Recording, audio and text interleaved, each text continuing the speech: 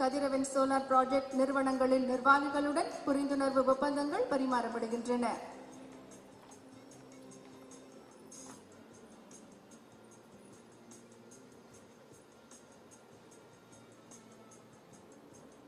மதுரை மாவட்டத்தில் முதலீடு செய்ய இருக்கும் தொழில் நிறுவனங்கள் எர்கோலைன் இந்தியா பிரைவேட் லிமிடெட், லலிதா தேவி மாடர்ன் ரைஸ் மில், சத்யம் பயோடெக் நிறுவனங்களின் நிர்வாகிகளுடன் புரிந்துணர்வு ஒப்பந்தங்கள் பரிமாறப்படுகின்றன.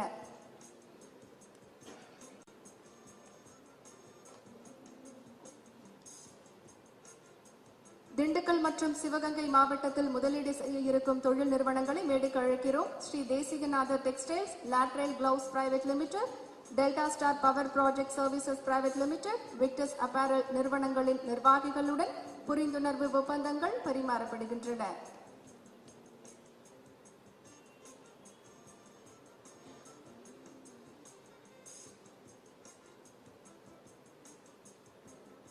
தொழில் வணிக ஆணையர் சிஜி தாமஸ் வைத்தியன் அவர்களுக்கு நன்றி. அடுத்ததாக, தமிழ்நாட்டில் தொழில் முதலீடுகளுக்கு உகந்த நிலங்களை தேர்வு செய்ய நிலத்தின் உரிமையாளர்கள் மற்றும் முதலீட்டாளர்களுக்கு இணைப்பு பாலமாக தமிழ்நாடு லேண்ட் இன்ஃபர்மேஷன் போர்ட்டல் செயல்பட உள்ளது. கைடன்ஸ் நிர்வாக இயக்குநர் மற்றும் தலைமை செயல் அதிகாரி பூஜா குல்கர்னி அவர்களை அழைக்கிறோம். மாண்புமிகு தமிழ்நாடு முதலமைச்சர் அவர்களை தமிழ்நாடு நில தகவல் இணைய முகப்பை தொடங்கி வைக்குமாறு பணிவன்புடன் கேட்டுக்கொள்கின்றோம்.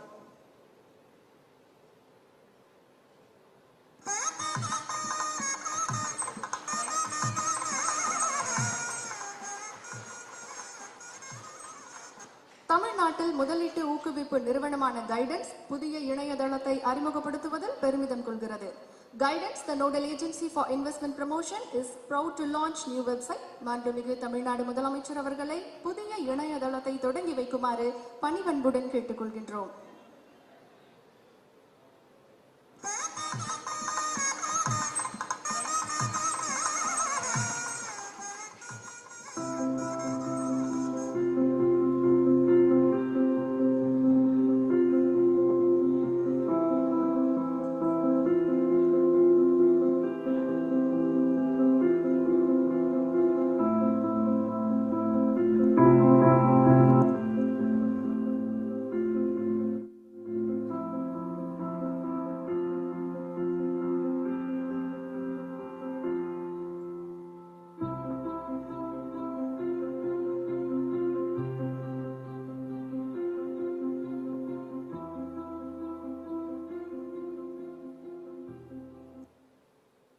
May I invite Dr. Pavan Goenka, Chairman, Steering Committee for Advancing Local Value Add and Exports, former MD of Mahindra and Mahindra, to address the gathering.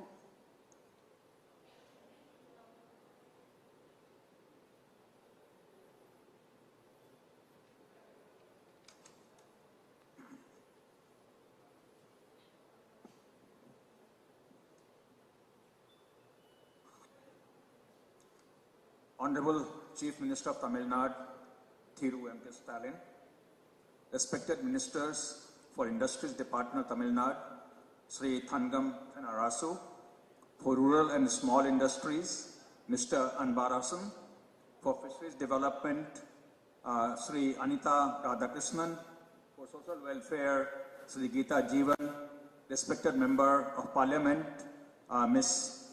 Kanimozhi Karunanidhi, Mr. S. Krishnan, Additional Chief Secretary, Industries Department, Tamil Nadu, Mr. Venkatrama Raja, Founder and Chairman of Ramco, Ms. Pooja Kulkarni, MD and CEO of Guidance, Tamil Nadu, officers from government departments, colleagues from industry, friends from media.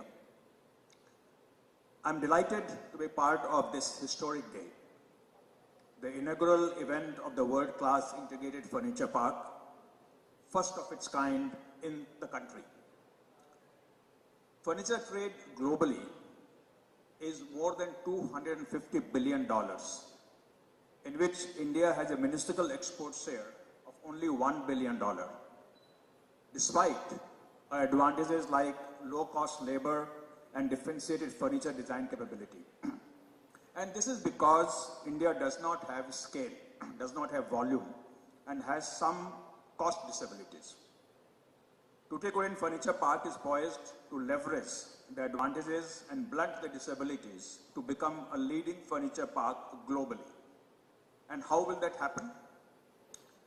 The Additional Secretary may have talked about it a little bit, but I'm sorry I didn't understand, so I may be repeating some of what he has said. The park is spread over 1,100 acres. The park will house companies across the entire value chain, including plywood and panel board manufacturers, sawmill clusters, ancillaries like foam and fittings, and furniture manufacturers. This will allow to manufacture furnitures at large scale. Second, excellent multimodal connectivity, proximity to Tuticorin port, and co-location of entire value chain will reduce logistic cost by 50 to 60%. Third, Tamil Nadu has one of the lowest electricity costs, which will be further lowered by blended supply using renewable energy. Fourth, reduction in overhead costs due to cluster-related benefits such as warehousing, access to common facilities. Tuticorin Park will have 5 to 7% cost advantage compared to other locations in India. Fifth, low cost of land with a strong incentive and subsidy package offered by Tamil Nadu government. And finally, the park is benchmarked with overseas furniture parks in China, Vietnam, and Malaysia. Industry-specific common infrastructure such as testing center, training center, design center, business center, and sustainability infrastructure will be provided. Given these advantages, it's not a surprise that the project has well received by global and Indian companies with a strong interest in setting up units within the park and already attracted close to 3,000 crores worth of commitment for investment.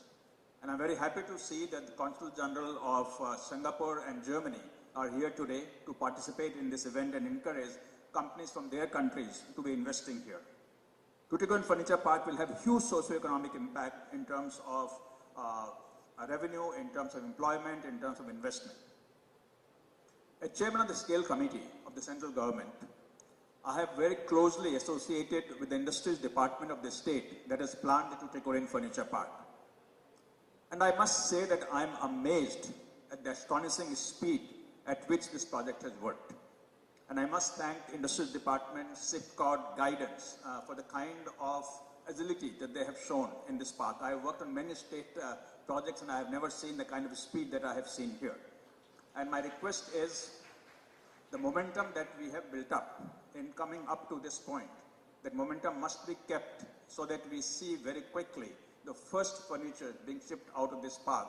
And Chief Minister, sir, if we could see the furniture going out of here maybe in about 1 year's time, that will be probably some kind of record in India to have that kind of pace. I would especially like to thank the Additional Chief Secretary, Industries Department, Mr. V. Krishnan, and former Industry Secretary, Mr. Muruganandanam, the current and former MD and CEO of TN Guidance, Ms. Pooja Kulkarni and Mr. Neeraj Mittal. They have played a key role under the leadership of Industries Minister, Mr. Thangam Thenarasu.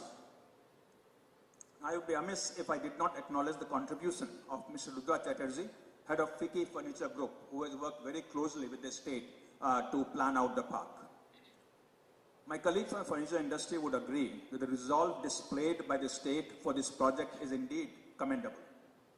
I would urge the industry to take full advantage of the Tuticorin Park, the opportunity that we have, and accelerate the growth of furniture manufacturing in India and work towards making India a global furniture hub in next 8 to 10 years.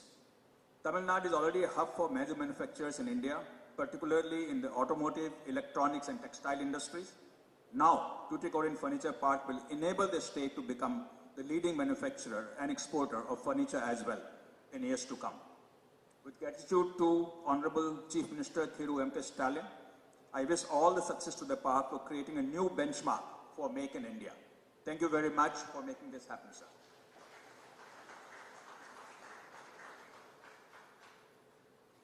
Made in Tamil Nadu இலக்கின் அடுத்த கட்டமாக இந்தியாவிலேயே முதன்முறையாக தமிழ்நாட்டில் நம் தூத்துக்குடியில் சர்வதேச அறைக்கலன் பூங்கா அமைக்கப்படுகிறது.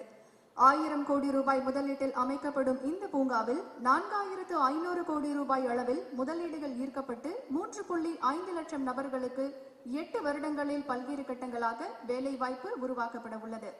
I invite Mr. Nishant Krishna, ED, SIPCOD to come forward. மாண்புமிகு தமிழ்நாடு முதலமைச்சர் அவர்கள் இப்போது சர்வதேச அறைக்கலன் பூங்காவிற்கு அடிக்கல் நாட்டுவார்கள்.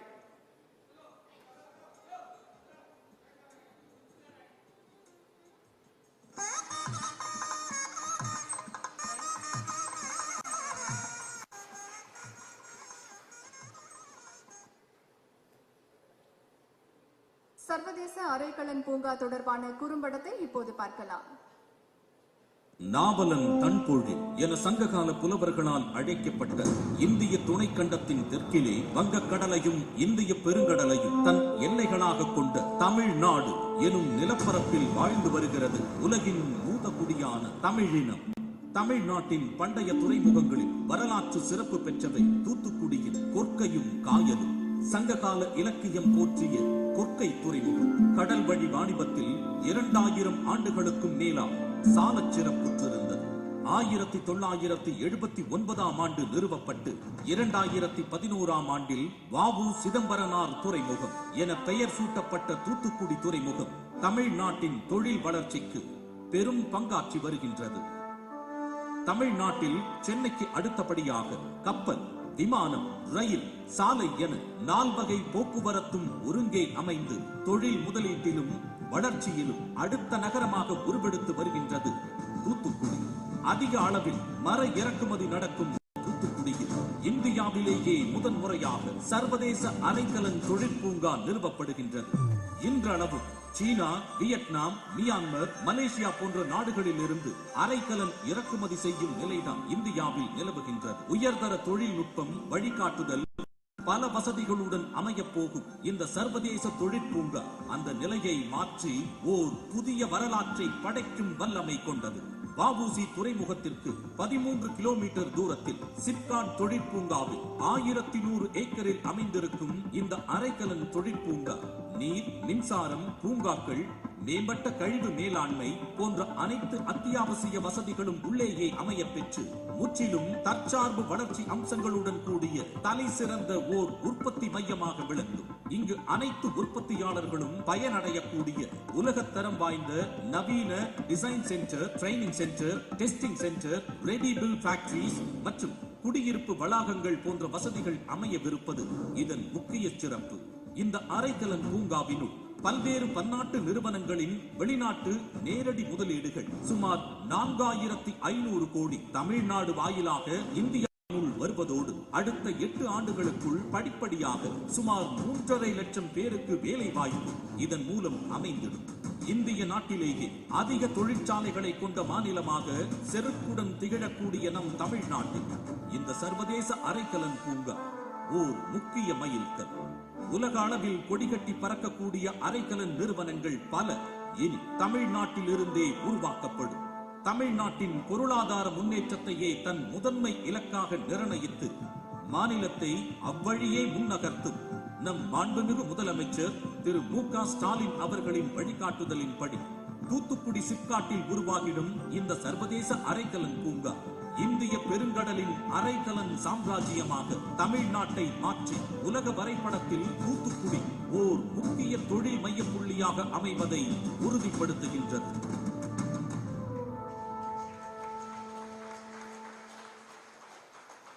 சர்வதேச அரைக்கலன் பூங்காவில் முதலீடு செய்யும் முதலீட்டாளர்கள் புரிந்துணர்வு ஒப்பந்த பரிமாற்றம் இப்போது நடைபெறுகிறது. புரிந்துணர்வு ஒப்பந்தத்தை பரிமாறிக்கொள்ள கைடன்ஸ் நிர்வாக இயக்குனர் மற்றும் தலைமை செயல் அதிகாரி பூஜா குல்கர்னி அவர்களை அன்புடன் அழைக்கின்றோம். முதலாவதாக, Hetish India, a German major, proposes to invest rupees 750 crores, creating 700 jobs. May I invite Ms. Karin Stoll, Consul General, Germany, on stage. May I invite Mr. Anil Goyal, Managing Director, and Mr. Sujit Kumar, CFO, to exchange the MOU.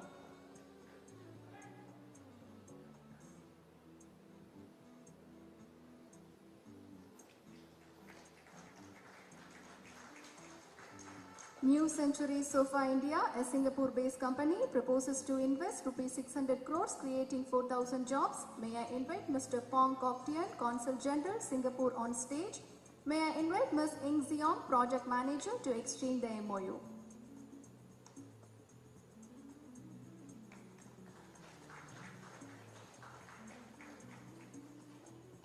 Deck Unique Profiles India proposes to invest rupees 400 crores, creating 250 jobs. May I invite Mr. Satish Kumar Prabhagar Shirole, MD, and Mr. Krishna Kumar, Head Strategy, to exchange the MOU.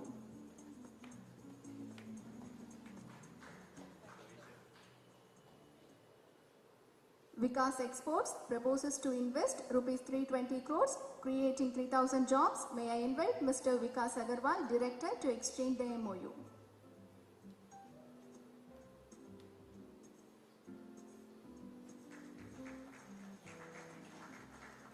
Manor and Muse proposes to invest rupees 300 crores creating 1,000 jobs. May I invite Mr. Gaurav Sharma, MD, to exchange the MOU.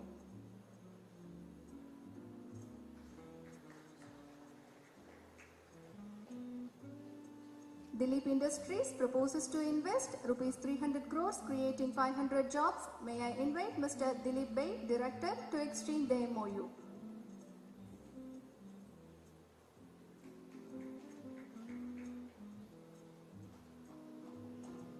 Marquew Impex proposes to invest rupees 150 crores creating 1,800 jobs. May I invite Mr. Mohammad Nadim Hussain, CEO, to exchange the MOU.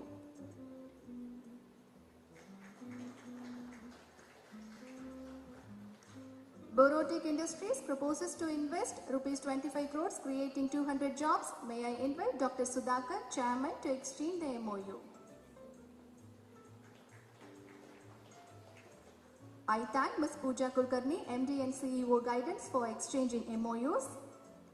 சொல் அல்ல செயல் என்பதை மீண்டும் நிரூபிக்கும் வகையில் made in Tamil Nadu இலக்கின் அடையாளமாக இன்று மாண்புமிகு தமிழ்நாடு முதலமைச்சர் அவர்களால் திறந்து வைக்கப்பட்ட அரைக்கலன் பூங்காவில் திட்டங்களை உடனடியாக செயல்படுத்த நில ஒதுக்கீட்டு ஆணை இப்போது வழங்கப்படுகிறது. May I invite Mr. Nishant Krishna, ED, SIPCOT, to hand over land allotment orders in the presence of Honorable Chief Minister of Tamil Nadu. May I invite Mr. Anil Goyal, MD, Hetish India, to receive first allotment order.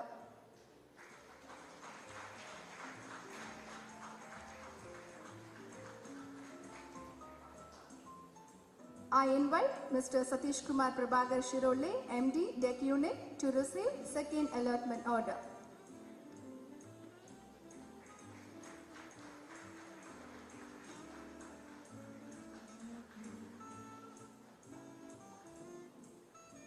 Thank you, sir.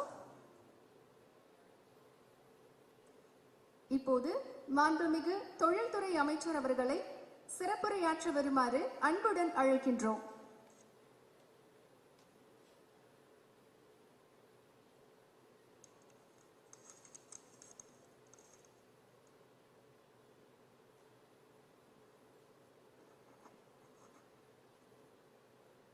முதலீட்டாளர்களுடைய முதல் முகவரியாக தமிழ்நாட்டை இன்றைக்கு மாற்றிக்காட்டி இருக்கக்கூடிய பொறுப்பேற்றுக் கொண்டிருக்கக்கூடிய 9 மாத காலகட்டத்தில் தமிழ்நாட்டினுடைய தொழில் மறுமலர்ச்சி என்பதையும் தாண்டி ஒரு மாபெரும் தொழில் புரட்சிக்கு இன்றைக்கு வழிகாட்டியாக விளங்கி எண்ணற்ற தொழில் முதலீட்டாளர்கள் தமிழகத்தை நோக்கி இன்றைக்கு நம்பிக்கையோடு தொழில் முதலீடுகளை செய்வதற்கான ஒரு அருமையான வாய்ப்பை உருவாக்கி லட்சக்கணக்கான இளைஞர்களுக்கு அதன் வாயிலாக வேலை வாய்ப்பினையும் உறுதி செய்திருக்கக்கூடிய நம்முடைய மாண்புமிகு முதலமைச்சர் தன்னுடைய பல்வேறு அலுவல்கள் உள்ளாட்சி தேர்தல்கள் முடிவற்றிருக்கக்கூடிய இந்த நிலையில் தொடர்ந்து இருக்கக்கூடிய பல்வேறு அலுவலர்களுக்கு மத்தியிலும் இன்றைக்கு தூத்துக்குடிக்கு தானே நேரிலே வருகை தந்து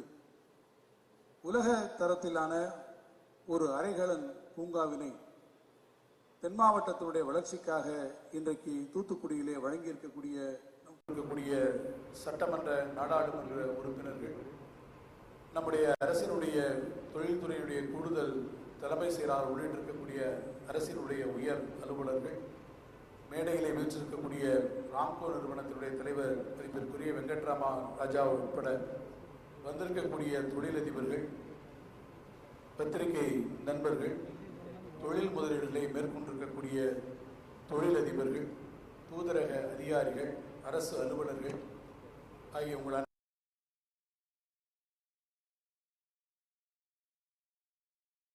அனைவருக்கும் என்னுடைய பணிவான இருகரம் கூப்பிய வணக்கத்தை நான் தெரிவித்துக் கொள்ள விரும்புகிறேன். தமிழ்நாடு இந்த 9 மாத காலத்தில் ஒரு மிகப்பெரிய தொழில் மாற்றத்தை சந்தித்திருக்கிறது சொன்னால் அதனுடைய மாண்புமிகு முதலமைச்சர் மீது தொழில் முதலீட்டாளர்களும் தொழில் அதிபர்களும் கொண்டிருக்கக்கூடிய மகத்தான நம்பிக்கை என்று சொல்ல வேண்டும். ஆட்சி பொறுப்புக்கு வந்தவுடன் அவர் அளித்த இலக்கு என்பது தமிழகம் இந்தியாவிலே மாத்திரமல்ல தெற்காசியாவிலேயே முதலீட்டுகளுக்கு உகந்த முதல் மாநிலமாக இருக்க வேண்டும் என்கின்ற அவருடைய அந்த திட்டம் இந்த 9 மாத காலத்திலே அவர் இன்றைக்கு நிறைவேற்றியிருக்கிறார். தொடர்ந்து தமிழ்நாடு தொழில் முதலீட்டாளர்கள் முதல் முகவரி என்ற தலைப்பிலே இதுவரை 3 தொழில் முதலீட்டாளர்கள் மாநாடு, சென்னையிலே 2 மாநாடுகள், கோவையிலே கடந்த ஒரு மாநாடு, இந்த 3 மாநாடுகளுக்கு பிறகு இன்றைக்கு தூத்துக்குடியிலே இந்த அறைகளன் துவக்க விழாவில் இன்றைக்கும் பல்வேறு நிறுவனங்கள் இன்றைக்கு தொழில் முதலீடுகளை செய்திருக்கிறார்கள். முதல் தொழில் முதலீட்டாளர்களின் மாநாட்டை கூட்டுகிற போது அந்த மாநாட்டிலே ஏறத்தாழ 17,000 கோடி ரூபாய் முதலீடுகளை நாம் பெற்றோம். கோவிடினுடைய தொற்று பெரிய அளவிலே இருந்த நேரத்திலே 55,000 பேருக்கு அதிலே வேலை வாய்ப்புகள். 2வது மாநாட்டினை ஏற்றுமதியாளர்களுக்காக இந்த சென்னையிலே நடத்துகிற போது 1,880 கோடி ரூபாய் முதலீடுகளை ஈன்றோம். அதேபோல 3வது மாநாடு கோவையில் நடக்கிற போது அது 34,723 கோடி ரூபாயாக ஏறத்தாழ 74,000 பேருக்கு வேலைவாய்ப்புகளை உருவாக்கக்கூடிய திட்டங்கள். இன்றைக்கு நம்முடைய தூத்துக்குடியிலே தென் மாவட்டங்களுடைய கேந்திரமாக இருக்கக்கூடிய தூத்துக்குடியில் மாண்புமிகு முதலமைச்சர் அவர்களே நேரிலே வருகை தந்து இந்த அரைகலன் பூங்காவனை துவக்கி வைத்து பல்வேறு தொழில் முதலீட்டுகளுக்கான புரிந்துணர்வு ஒப்பந்தங்களை அவருடைய முன்னிலையிலே இன்றைக்கு கையெழுத்திட்டிருக்கிறோம் என்று சொன்னால், இவ்வளவு முதலீடுகள் இந்த குறுகிய காலகட்டத்திலே வருகிறது என்று சொன்னால் ஒரே ஒரு காரணம், அந்த ஒரு காரணம் நம்முடைய மாண்புமிகு முதலமைச்சர் தளபதி மு.க. ஸ்டாலின் என்கின்ற ஒரே மந்திர சொல், அவர் மீது வைத்திருக்கக்கூடிய நம்பிக்கை இன்றைக்கு இவ்வளவு பெரிய முதலீடுகளை நமக்கு உருவாக்கி தந்திருக்கிறது. தலைவர் கலைஞர் அவர்கள் ஒரு முறை சொன்னார்கள், ஊட்டியிலே மலர் கண்காட்சியை துவக்கி வைக்கிற போது, நான் ஊட்டியிலே மலர் கண்காட்சியை உதகையிலே ஒரு குளிர் பிரதேசத்திலே நான் துவக்கி வைத்தாலும் என் மனமெல்லாம் வறண்டு கிடக்கக்கூடிய ராமநாதபுரம் மண்ணிலே இருக்கிறது என்று அவர்கள் சொன்னார். அந்த ராமநாதபுரம் மண்ணுக்கு அதே போல நம்முடைய மாண்புமிகு முதலமைச்சர் அவர்கள் உள்ளாட்சித்துறையினுடைய துணை முதலமைச்சராக இருக்கிற போதுதான் தலைவருடைய எண்ணங்களை நிறைவேற்றி தர வேண்டும் என்று தவித்த வாய்க்கு தனியாக காவிரி நீரை ராமநாதபுரம் கூட்டு குடிநீர் திட்டமாக இன்றைக்கு ராமநாதபுரத்திற்கு கொண்டு வந்து இன்றைக்கும் அவர்களுக்கு தண்ணீர் கொடுத்தார். அதே தலைவர் கலைஞர் முதலமைச்சராக இருக்கிற போதுதான் தென் மாவட்டங்களுடைய பிரச்சனைகளை தீர்க்க வேண்டும் என்று சொன்னால் தென் மாவட்டங்களிலே தொழிலிலே மிக முக்கியமாக இட வேண்டும் என்று மதுரை தூத்துக்குடி தொழில் வழித்தடத்தை அவர்கள் உருவாக்கி தந்தார்கள். தலைவர் கலைஞருடைய அந்த கனவை நிறைவேற்றக்கூடிய வகையில் இன்றைக்கு தூத்துக்குடியிலே மட்டுமல்ல தென் மாவட்டங்களிலே பெரும் தொழில் வளர்ச்சி வரக்கூடிய அளவிலே பல்வேறு தொழில் முதலீடுகளை மிகப்பெரிய நிறுவனங்கள் இன்றைக்கு தென் மாவட்டங்களில் முதலீடு செய்வதற்கு முதலமைச்சர் அவர்கள் அடிக்கோடி இருக்கிறார்கள். நம்முடைய மாண்புமிகு நாடாளுமன்ற உறுப்பினர் தூத்துக்குடி நாடாளுமன்ற உறுப்பினர்கள் தொடர்ந்து வலியுறுத்தி அவருடைய கோரிக்கை ஏற்று தூத்துக்குடியிலே இந்த ஆண்டு அவர்கள் டைடல் பார்க் ஒன்றையும் அவருடைய கோரிக்கை ஏற்று இன்றைக்கு தூத்துக்குடிக்கு தனியாக வைத்திருக்கிறார் என்று சொன்னால் தென் மாவட்ட வளர்ச்சியில் தூத்துக்குடியினுடைய வளர்ச்சியில் தமிழகத்தினுடைய ஒட்டுமொத்த தொழில் வளர்ச்சியில் நம்முடைய மாண்புமிகு முதலமைச்சர் கொண்டிருக்கக்கூடிய அக்கறையை நாம் உணர்ந்திட முடியும். அத்தகைய முதலமைச்சருடைய வழிகாட்டுதலோடு இன்னும் பல தொழில் நிறுவனங்கள் நிச்சயமாக தமிழ்நாட்டில் வர காத்திருக்கிறது.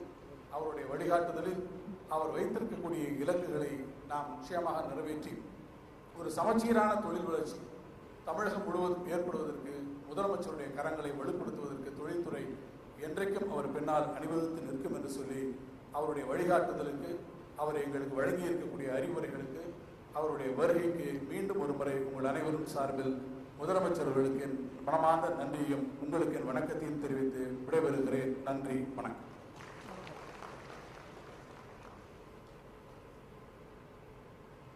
பரவலான வளர்ச்சியே பார்ப்போற்றும் வளர்ச்சி என்ற அடிப்படையில் உலக அளவில் தொழில் புரிவதற்கு உகந்த மாநிலமாக தமிழ்நாட்டை உருவாக்கி வரும் மாண்புமிகு தமிழ்நாடு முதலமைச்சர் அவர்களை விழா பேருரையாற்ற வருமாறு அன்புடன் அழைக்கின்றோம்.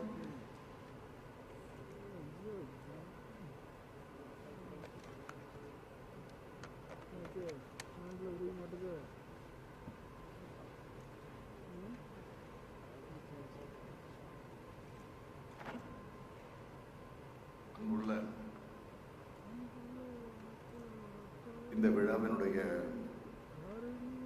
தலைமை பொறுப்பேற்று உரையாற்றி அமர்ந்திருக்கக்கூடிய மாண்புமிகு தொழில்துறை அமைச்சர் தங்கம் தென்னரசு அவர்களே, நிகழ்ச்சிக்கு முன்னிலை பொறுப்பேற்றுள்ள மாண்புமிகு குறு சிறு மற்றும் நடுத்தர தொழில் நிறுவனங்கள் துறையினுடைய அமைச்சர் தாமோ அன்பரசன் அவர்களே, மாண்புமிகு சமூக நலன் மகளிர் உரிமைத்துறையுடைய அமைச்சர் திருமதி கீதாஜீவன் அவர்களே, மாண்புமிகு மீன்வளம் மீனவர் நலத்துறை மற்றும் கால்நடை பராமரிப்பு துறையினுடைய அமைச்சர் அனிதா ராதாகிருஷ்ணன் அவர்களே, நிகழ்ச்சிகளை கலந்து கொண்டிருக்கக்கூடிய மாண்புமிகு வருவாய்த்துறை அமைச்சர் KKSR ராமச்சந்திரன் அவர்களே, தூத்துக்குடி நாடாளுமன்ற உறுப்பினர் என்னுடைய அருமை தங்கை திருமதி கனிமொழி அவர்களே, சட்டமன்ற உறுப்பினர்கள் சண்முக அவர்களே, மார்க்கண்டேயன் அவர்களே, ஊர்வசி அமர்கராஜ் அவர்களே,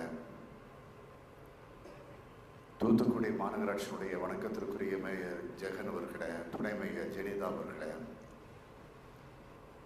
துவக்கத்தில் அனைவரையும் வரவேற்று மகிழ்ந்திருக்கக்கூடிய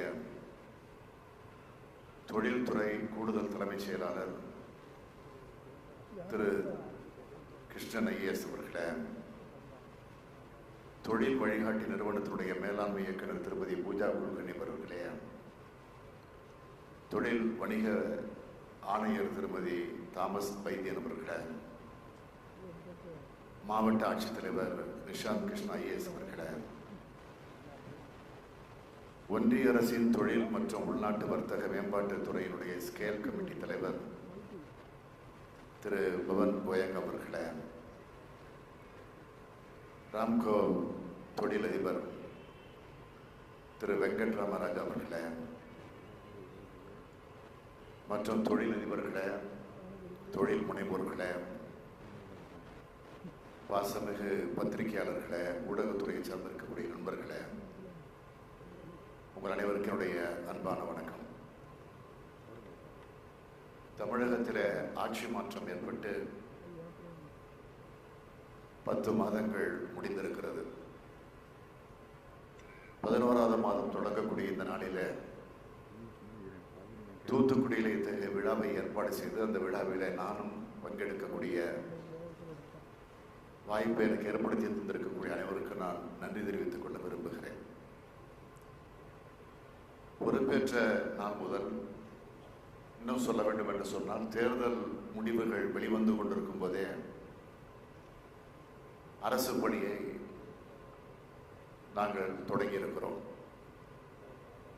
நாள்தோறும் தமிழ்நாட்டினுடைய வளர்ச்சிக்காகவும் தமிழ்நாட்டினுடைய முன்னேற்றத்திற்காகவும் எப்படியெல்லாம் செயல்பட்டுக் கொண்டிருக்கிறோம் என்பது உங்கள் அனைவருக்கும் நன்றாக தெரியும். நாள்தோறும் ஏதாவது ஒரு திட்டத்தை தொடங்கி வைக்கிறோம், ஏதாவது ஒரு முக்கியமான அறிவிப்பை வெளியிட்டுக் கொண்டிருக்கிறோம், தொடர்ந்து நலத்திட்ட உதவிகளையும் மக்களுக்கு வழங்கிக் கொண்டிருக்கிறோம். தமிழ்நாட்டு இளைஞர்களுக்கு வேலை வாய்ப்பை வழங்கக்கூடிய அடிப்படையில் ஏதாவது ஒரு தொழில் நிறுவனத்தை தொடங்கி வைத்துக் கொண்டிருக்கிறோம். மக்களிடம் செல், மக்களோடு வாழ் என்று எங்களை ஆளாக்கிய பேரறிஞர் அண்ணா அவர்கள் சொன்னதை தாரக மந்திரமாக நாங்கள் எங்கள் உள்ளத்தில் ஏற்றுக்கொண்டு அந்த பணியை தொடர்ந்து நிறைவேற்றிக் கொண்டிருக்கிறோம். அமைச்சரவையில் இருக்கக்கூடிய அமைச்சர் பெருமக்களையும் திராவிட முன்னேற்ற கழகத்தில் பொறுப்பேற்றுக் கொண்டிருக்கக்கூடிய நிர்வாகிகளையும், சட்டமன்ற உறுப்பினர்களை, நாடாளுமன்ற உறுப்பினர்களையும், உள்ளாட்சி அமைப்பினுடைய பிரதிநிதிகளையும் அதேபோல் நடந்திட வேண்டும் என்று நாங்கள் தொடர்ந்து வலியுறுத்தி கொண்டிருக்கிறோம். இந்த நிகழ்ச்சிக்கு வருவதற்கு நேற்று முன்தினம் தமிழக அமைச்சரவை கூட்டத்தை நாங்கள் கூட்டினோம். விரைவில் நிதிநிலை அறிக்கையை சட்டமன்றத்தில் தாக்கல் செய்யவிருக்கிறோம். அது குறித்து ஆலோசனைகளை அமைச்சரவை கூட்டத்தில் நாங்கள் கலந்து பேசினோம். இப்படி ஒரு ஆலோசனை கூட்டத்திற்கு முன்பு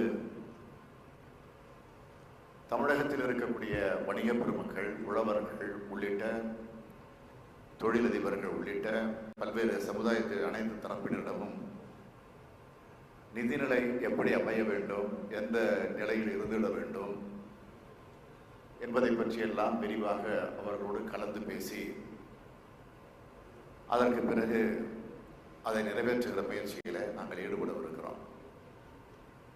இப்படி மக்கள் நல அரசாக, அனைவரையும் அரவணைத்து செல்லக்கூடிய அரசாக,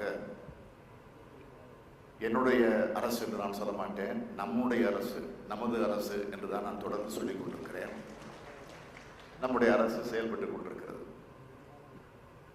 அந்த பணிகளை எல்லாம் நிறைவு செய்துவிட்டுத்தான் நான் தூத்துக்குடிக்கு வந்திருக்கிறேன். சர்வதேச அறைகலன் பூங்கா இங்கு அமைக்கப்படவிருக்கிறது. இந்தியாவிலேயே முதலாக தொடங்கப்படக்கூடிய இத்தகைய பூங்கா இங்குதான் அமைய போகிறது என்ற பெருமை இந்த தூத்துக்குடிக்கு கிடைச்சிருக்கு. இந்தியாவுடைய தென்னிலையில் இருக்கிற மாவட்டம் இந்த மாவட்டம். அந்த மாவட்டத்தினுடைய சர்வதேச அறைகலன் பூங்கா அமையவிருக்கு. முத்து குளிக்கக்கூடிய முத்து நகரில் மிகப்பெரிய நிறுவனம் அமைய போகுது. நம்முடைய இந்தியா விடுதலை வேள்விக்கு தனது உடலையே விறகாக தந்த வீரபாண்டிய கட்டபொம்மன், வீரன் சுந்தரலிங்கமும், மகாகவி பாரதியாரும், கப்பலோட்டிய தமிழர் வ.உ.சியும் பிறந்த மண்ணில் இது அமைய போகுது.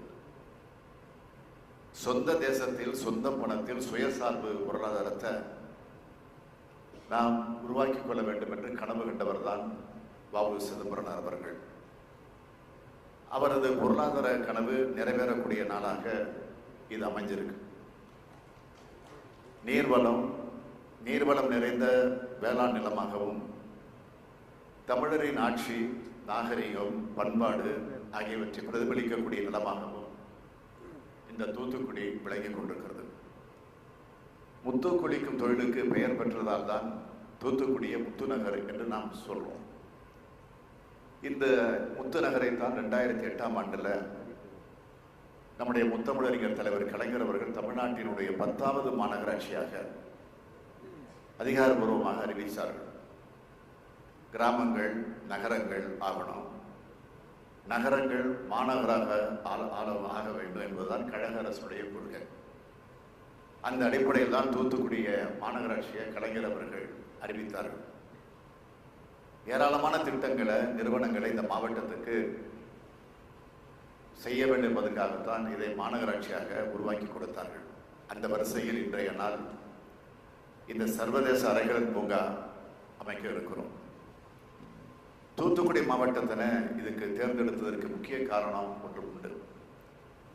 தென் தமிழக மக்களுக்கு பெரிய அளவில் வேலைவாய்ப்புகளை உருவாக்கி இந்த மக்களுக்கு வாழ்வாதாரத்தை ஏற்படுத்தி பொருளாதாரத்தை மேம்படுத்தக்கூடிய நோக்கத்தில் தான் தூத்துக்குடியில் இந்த சர்வதேச அறைகலன் பூங்கா அமைக்கப்படவிருக்கு.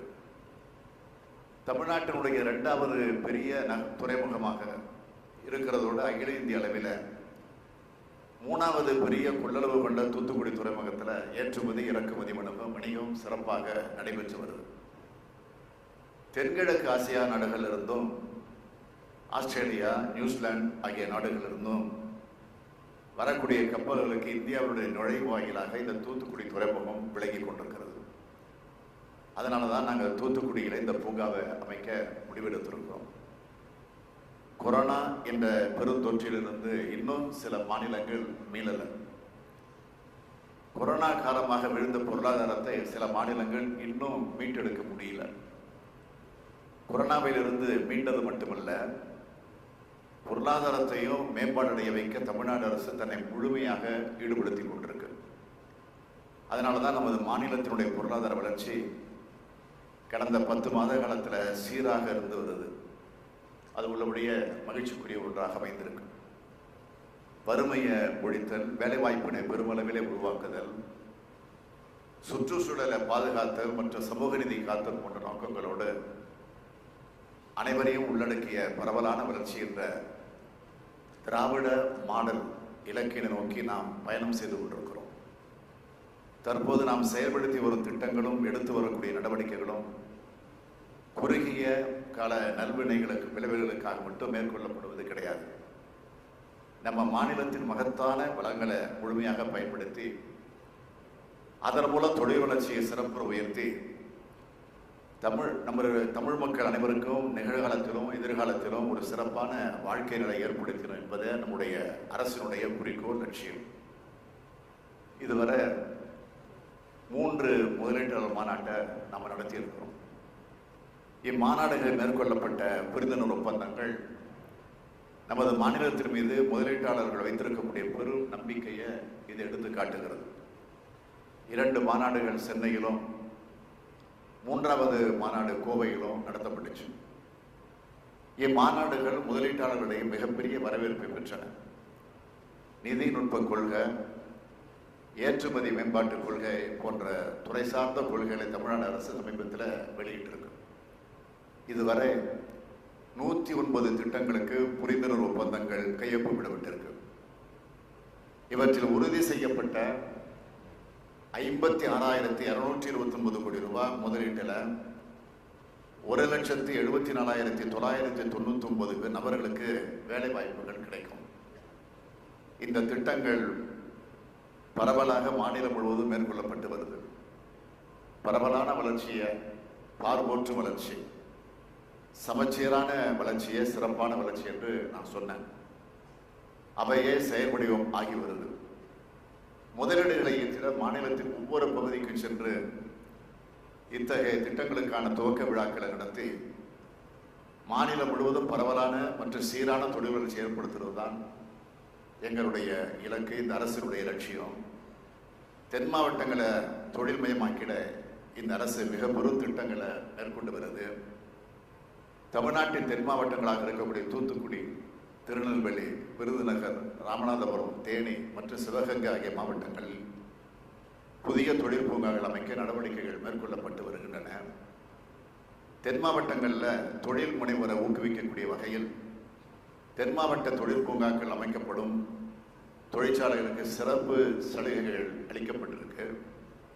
ஊக்கத்தொகை அளிக்க நிர்ணயம் செய்திடும் முதலீட்டு வரம்பு குறைவாக நிர்ணயிக்கப்பட்டிருக்கு. தொழில் பூங்காக்கள் மற்றும் வளர்ச்சி மையங்களில் 50 விழுக்காடு மானியத்தோடு நிலம் ஒதுக்கீடு செய்யப்படுது. தென் மாவட்டங்களில் அமைந்துள்ள தொழில் பூங்காக்கள் மற்றும் வளர்ச்சி மையங்களில் 50 விழுக்காடு மானியத்தோடு நிலம் ஒதுக்கீடு செய்யப்படுது. முத்திரை கட்டணத்திலிருந்து 100 விழுக்காடு விலக்கு அளிக்கப்படுகிறது. மேலும் Amway, Bosch, ATC Tyres, Britannia, ITC Limit, Syntel போன்ற நிறுவனங்கள் ஏற்கனவே தென் மாவட்டங்களில் தங்களுடைய தொழில்களை நிறுவி தங்கள் வணிக உற்பத்தியும் தொடங்கியிருக்கு. இத்தோடு சேர்த்து தென் மாவட்டங்களுக்கென்று மேலும் பல சிறப்பு திட்டங்கள் மேற்கொள்ளப்பட்டு வருது. தூத்துக்குடி சிப்காட் தொழில் வளாகத்தில் இருக்கிற தொழிற்சாலைகள் மற்றும் அதன் சுற்றுப்புறங்கள் அமைந்திருக்கக்கூடிய தொழிற்சாலைகளின் நீர் தேவையை பூர்த்தி செய்யும் வகையில் நாளொன்றுக்கு 30 மில்லியன் லிட்டர் சுத்திகரிப்பு திறன் கொண்ட கடல் நீரை குடிநீராக்கக்கூடிய ஆலை அமைக்க சிப்காட் நிறுவனம் மூலம் நடவடிக்கை மேற்கொள்ளப்பட்டிருக்கிறது. தேனி மற்றும் தூத்துக்குடி ஆகிய மாவட்டங்களில் தலா 150 ஏக்கர் பரப்பளவில் உணவு பூங்காக்கள் நிறுவிட சிப்காட் நிறுவனம் திட்டமிட்டிருக்கு. இந்த திட்டத்திற்கான விரிவான திட்ட அறிக்கை தயாரிக்கக்கூடிய பணி நடைபெற்றுக் கொண்டிருக்கிறது. விருதுநகர் மாவட்டம் குமாரலிங்கபுரம், முத்துலிங்கபுரம் மற்றும் துடுக்கப்பட்டி கிராமங்களில் ஒன்றிய அரசினுடைய ஜவுளி அமைச்சகத்தின் மித்ரா மெகா ஒருங்கிணைந்த ஜவுளி பகுதிகள் மற்றும் ஆடை பூங்காக்கள் திட்டத்தின் கீழ் ஒரு மெகா ஜவுளி பூங்காவை சுமார் 1000 ஏக்கர் பரப்பளவில் சிப்காட் நிறுவனம் அமைக்க இருக்கு. இதற்கு விரிவான திட்ட அறிக்கை தயாரிக்கக்கூடிய பணி மேற்கொள்ளப்படவிருக்கிறது. ஒவ்வொரு துறையும் ஆய்வு செஞ்சு அத்துறைகளுக்கு தேவையான திட்டங்களை தீட்டி அவற்றை செயல்படுத்துவதற்கான ஆக்கப்பூர்வமான நடவடிக்கைகளை இந்த அரசு தொடர்ந்து மேற்கொண்டு வருகிறது. எதிர்கால மாற்றங்களை எதிர்கொள்ளக்கூடிய வகையில் புதிய மற்றும் நவீன உள்கட்டமைப்பு முதலீடுகளோடு தமிழ்நாட்டின் பொருளாதாரத்தை மேம்படுத்திட தேவையான நடவடிக்கைகளை நாங்கள் மேற்கொண்டு வருகிறோம். அத்தகைய திட்டங்களில் ஒன்றுதான் இன்று தொடங்கி வைக்கப்படக்கூடிய திட்டமாகும். 2021-22 நிதியாண்டிற்கான வரவு செலவு திட்ட முறையில் தமிழ்நாட்டில் 4,500 கோடி ரூபாய் முதலீட்டு இருக்கக்கூடிய விதமாக 3.5 லட்சம் பேருக்கு வேலைவாய்ப்பு வழங்கக்கூடிய வகையில் அரை கடன்களுக்கான சர்வதேச பூங்கா அமைக்கப்படும்னு நாம் அறிவிச்சிருந்தோம். அதை நடைமுறைப்படுத்தும் விதமாக இந்த சர்வதேச அறைகள் பூங்காவிற்கு இன்றைக்கு அடிக்கல் நாட்டி வைப்பதில் நான் மிகுந்த பெரும் மகிழ்ச்சி அடைகிறேன். நாங்கள் சொல்வதை செய்வோம், செய்வதைத்தான் சொல்வோம். இன்றைய கால சூழலுக்கு இது மிக மிக அவசியமான திட்டமாகும்.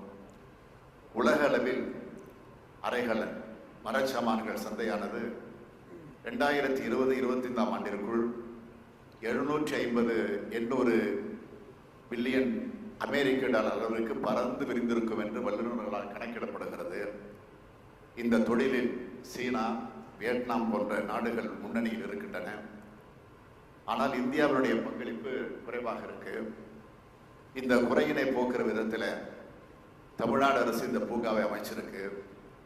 உலகத்தரத்திற்கு இணையா ஒரு சர்வதேச அறைகளின் பூங்காவை உருவாக்கிடவும் தமிழ்நாடு அரசு முன்வந்திருக்கு. இதற்காக தூத்துக்குடி துறைமுகத்தில் இருந்து 13 கிலோமீட்டர் தொலைவில் தேசிய நெடுஞ்சாலையை ஒட்டி அமைந்துள்ள 1156 ஏக்கர் நிலப்பரப்பு அடையாளம் காணப்பட்டிருக்கு. அறைகலன்கள் தயாரிப்பில் 70 முதல் 80 விழுக்காடு மூலப்பொருள் தேவையை இந்த பூங்காவிலேயே பூர்த்தி செய்த வகையில் முழுமையான சூழல் அமைப்பு இந்த சர்வதேச அறைகளின் பூங்காவில் உருவாக்கப்படவிருக்கு. சுருங்க சொன்னால் உலக அளவில் அறைகலன் உற்பத்தியில் தமிழ்நாட்டின் போட்டியிடும் திறன் வெகுவாக அதிகரிக்கும்.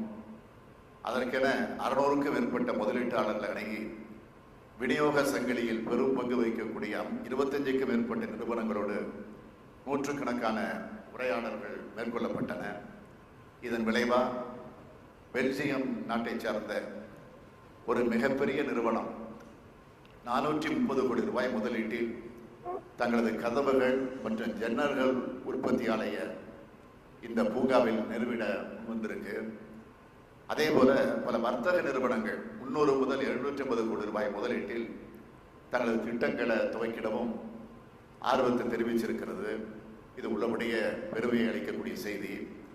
அவற்றுள் ஹெட்டிக் மற்றும் டெசனிக் ஆகிய 2 நிறுவனங்களுக்கு நிதி ஒதுக்கீடு ஆணை வழங்கப்பட்டிருக்கு.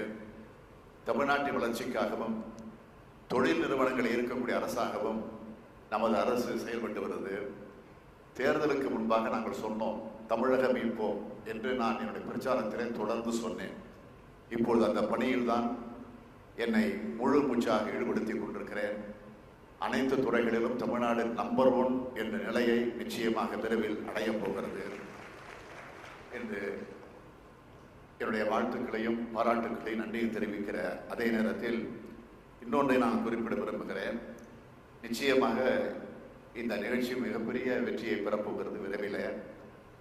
அதற்கு ஒரு அடையாளம் சொல்ல வேண்டும் என்று சொன்னால், எப்பொழுதுமே எந்த நிகழ்ச்சியாக இருந்தாலும் அந்த நிகழ்ச்சிக்கு ஒரு மினிட்டு ப்ரோக்ராம் போடுவாங்க. ப்ரோக்ராம் ஷெடியூல்னு போட்டு என்னிடத்தோட காப்பியை கொடுத்துருக்குறாங்க.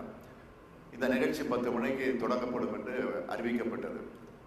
ஆனால் 9:45 தொடங்கிட்டோம் இந்த நிகழ்ச்சி. நம்ம ஆக முன்கூட்டியே நிகழ்ச்சியை அறிவித்ததற்கு முன்னாடியே நடத்த தொடங்கிட்டோம். நான் பேசுகிற நேரத்துக்கு கூட கவனித்து பார்த்தேன். 10:44 ஆரம்பித்து 10:56 முடிக்கணும்னு. ஆனால் நான் பேச தொடங்கியது 10:30 பேச ஆரம்பிச்சிட்டேன். ஆக எல்லாத்துலேயும் முன்கூட்டியே போயிட்டு இருக்கிறோம். ஆகவே இந்த ஃபாஸ்ட்டு, இந்த முன்கூட்டியே இருக்கக்கூடியதுனால நாம் ஈடுபட்டு இருக்கக்கூடிய ஒப்பந்தம் செய்யப்பட்டிருக்கக்கூடிய இந்த நிலையில இருந்து வெற்றி பெறணும் என்று அன்போடு கேட்டு உங்கள் அனைவருக்கும் மீண்டும் ஒரு முறை என்னுடைய நன்றியை தெரிவித்து விடைபெறுகிறேன். நன்றி.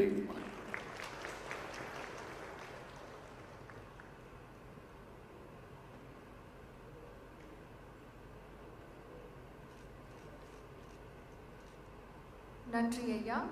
கைடன்ஸ் நிர்வாக இயக்குனர் மற்றும் தலைமை செயல் அதிகாரி பூஜா குல்கர்னி அவர்களை நன்றி உரையாற்ற வருமாறு அன்புடன் அழைக்கின்றோம்.